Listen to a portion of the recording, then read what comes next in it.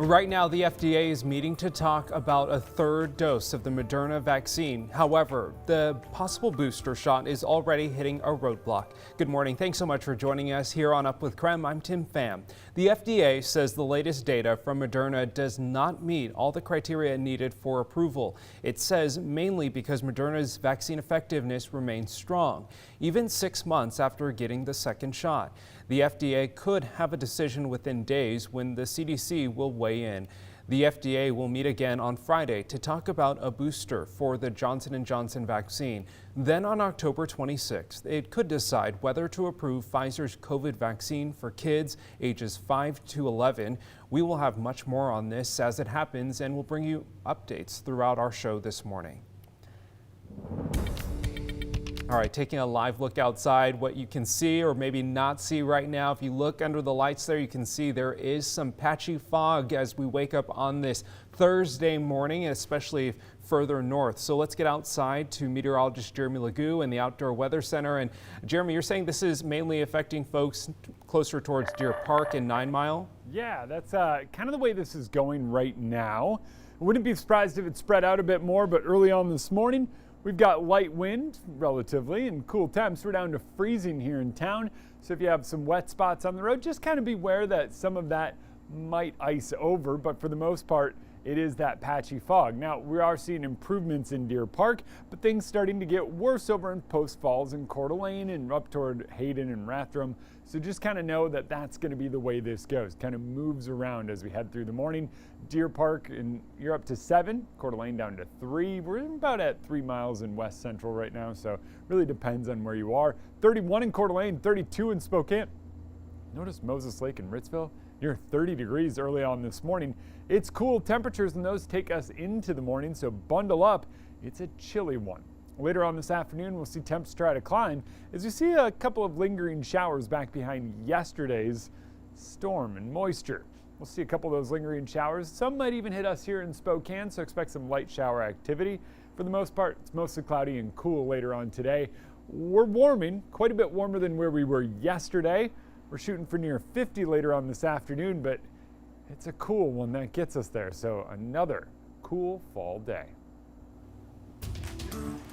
Investigators are working to figure out what caused a fire at Elmira Middle School in Lincoln County. The fire started at the school on Tuesday afternoon and continued burning all the way through Wednesday morning. Overnight, the fire destroyed the building. Fire crews worked to put that fire out, but eventually it just got out of control. School building, 14-foot ceilings, 12-foot ceilings inside, so they just couldn't make much of an attack there. And when it got into that attic space, it just moved so fast on us. One witness captured the very moment when the roof of the gym collapsed. Take a look at this video here from Shauna. So for many in Elmira and Shauna, this is just devastating. The school was really the heart of the community. This is not just a structure. This is the heart and soul of our community. This is multi-generations have gone here that live here. We have a teacher who had all of his jerseys and baseball hats and diplomas from all the years that he was a student, all the years that he's taught, all the years that he's coached. That was his theme in his classroom this year, and that's gone. Like, you don't get that back. Investigators are not sure what caused the fire at this time. Students were not at the school on Tuesday due to a power outage. Elementary school students will attend classes virtually, but long-term plans for students are still being sorted out.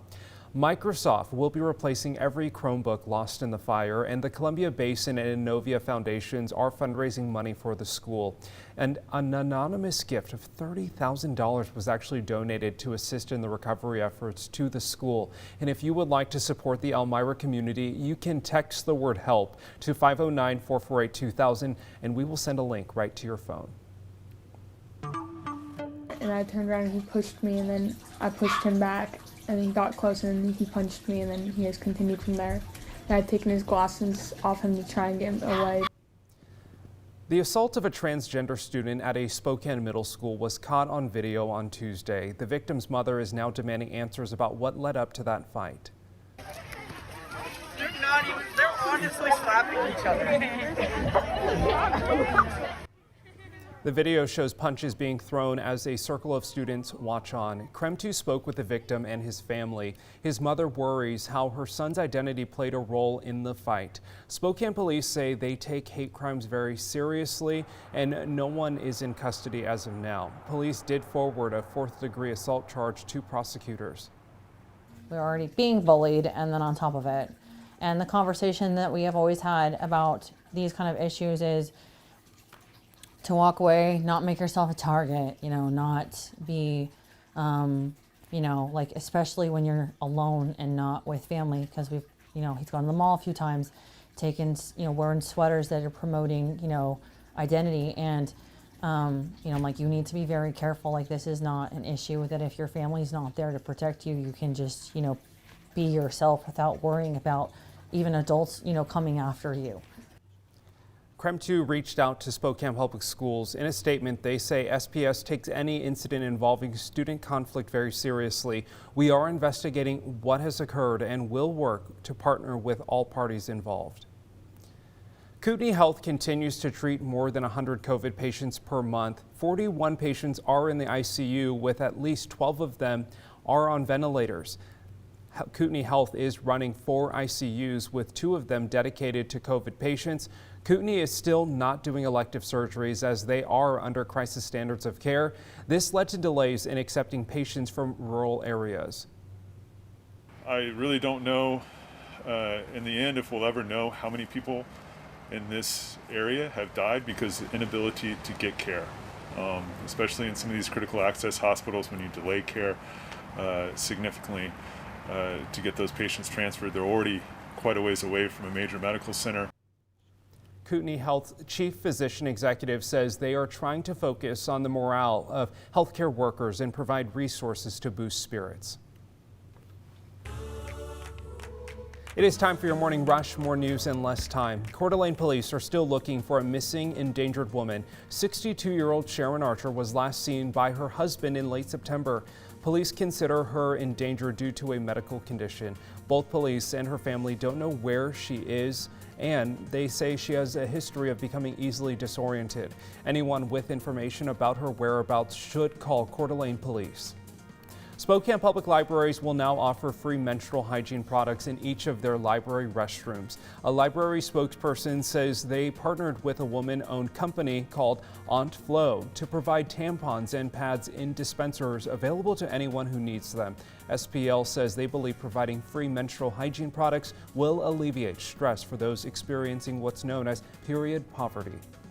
Millions of retirees on Social Security will get 5.9% increase in benefits for 2022. The spike will boost monthly payments by $92. This will be the biggest cost of living in 39 years. The increase will affect household budgets for nearly 70 million people. And the October installment of the advanced child tax credit payment is set to hit bank accounts on Friday. Eligible families who did not opt out received $300 monthly payments for each child under 6 years old and $250 for older children. That's your morning rush. More news in less time. Let us know what's happening in your neighborhood by using the hashtag #UpWithKREM on social media.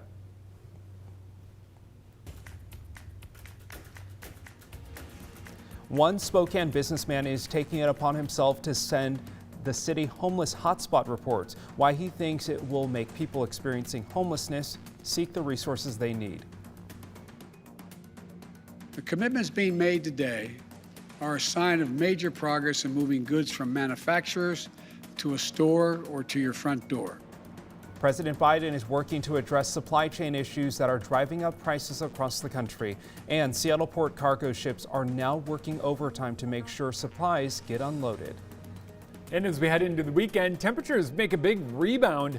I'm going to let you know just how we go from topping out near 40 yesterday to topping out in the upper 60s by Saturday.